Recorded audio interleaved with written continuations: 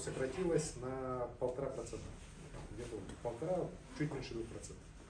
Вот. Это, я считаю, что не колоссальное сокращение, которое может там, ну, говорить о каких-то трагических последствиях. Другой вопрос, что я здесь с Леной согласен, что, конечно, большая такая значительная часть внутренней миграции, она у нас сейчас оседает в районных центрах, где объективно, конечно, есть лучшие условия и образования, и культура, и здравоохранение в том числе.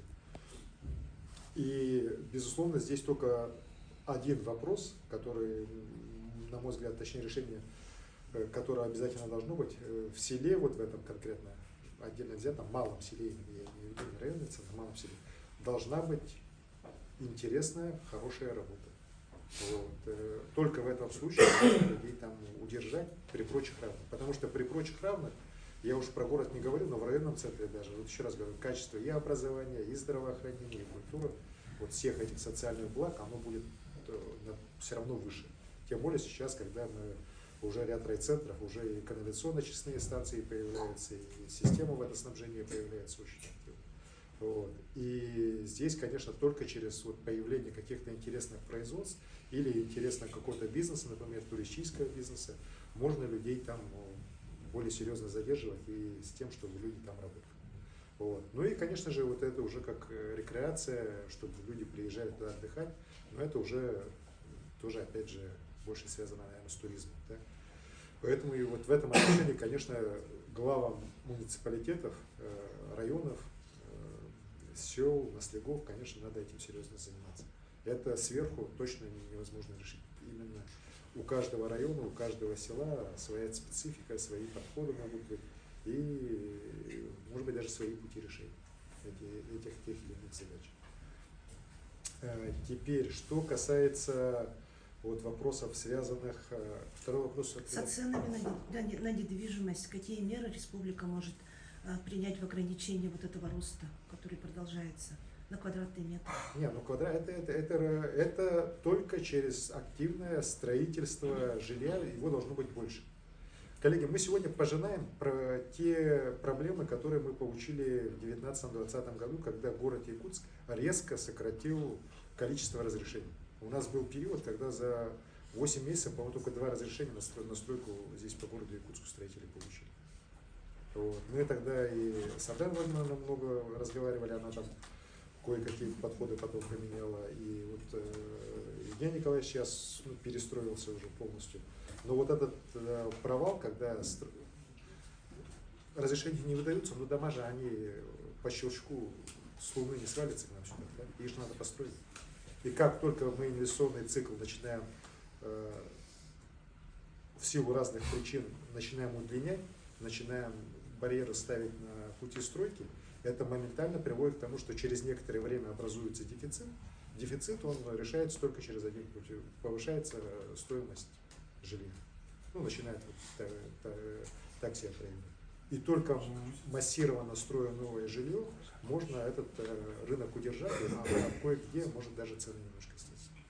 Поэтому только так. И других здесь никто там историй новых не придумал. Вот.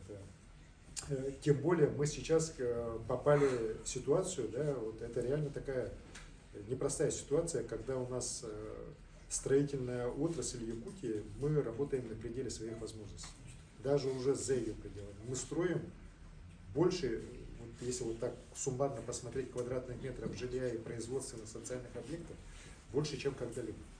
Мы как-то так не до конца это осознаем, да, но вот сейчас даже на Якутск посмотрите, сколько здесь огромных объектов реально строится. У нас 6 школ строится, причем вот та школа, где мы сидим, это самая маленькая из них.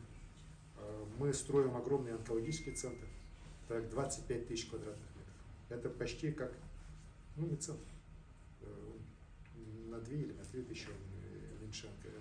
Огромный арктический центр, строится поликлиника в порту, тоже большой комплекс. Строится большое количество жилья, вот, целые новые кварталы строятся, переселяются, спортивные комплексы строятся. И это все вот одномоментно. И у нас реально сегодня вот, людей не хватает. Даже тех, кого раньше привозили, привозим столько же, так, оно не считается конфликт, просто людей-то уже нет. Возможности уже больше нет. Откуда-то это доставать. И тот же цемент мы уже Раньше, я помню время, там у Мамедова вот 100 тысяч тонн цемента производилось, и он все время думал, как там продать его, тогда расставки были и так далее большие. Я туда еще у правительства у Вячеслава Анатольевича Штурова работал. Сейчас-то у него все уже, вот мощности выросли в несколько раз, но все равно уже не хватает, нам цемента даже не хватает уже. Вот, поэтому вот огромный рост стройки идет, и, конечно, это вот все в том числе и приводит к тому, что есть и элементы порой и спекулирования, тоже понятно, там жилье, которое стоит, там, грубо говоря, там 120-130, может быть, пытаются продать там за 170-180.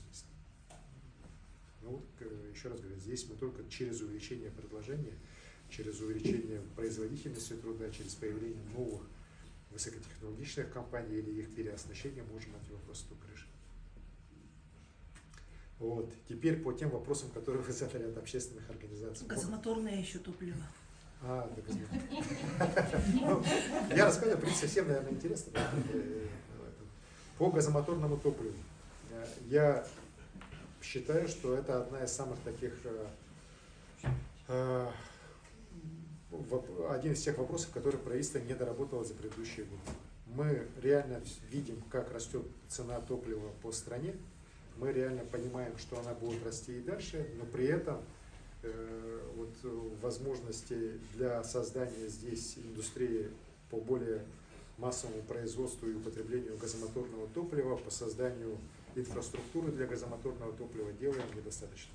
И здесь надо кратно увеличиваться, поэтому я уже вот сейчас был вынужден просто даже цифры просто обозначить, сколько я считаю надо в следующем году техники перевести, сколько надо за 5 лет перевести, что надо создавать уже заправочную инфраструктуру. Ведь газомоторное топливо можно же употреблять и в сельском хозяйстве. Так, сельхозтехника может переходить на газомоторное топливо, по крайней мере в центральных районах, где газ у нас есть. Вот. Но, к сожалению, вот опять мы живем в инерции прошлого, нам проще, к сожалению, за несколько тысяч километров это дистопливо притащить, так, и потом жаловаться, что оно стоит у нас очень дорого. Вот.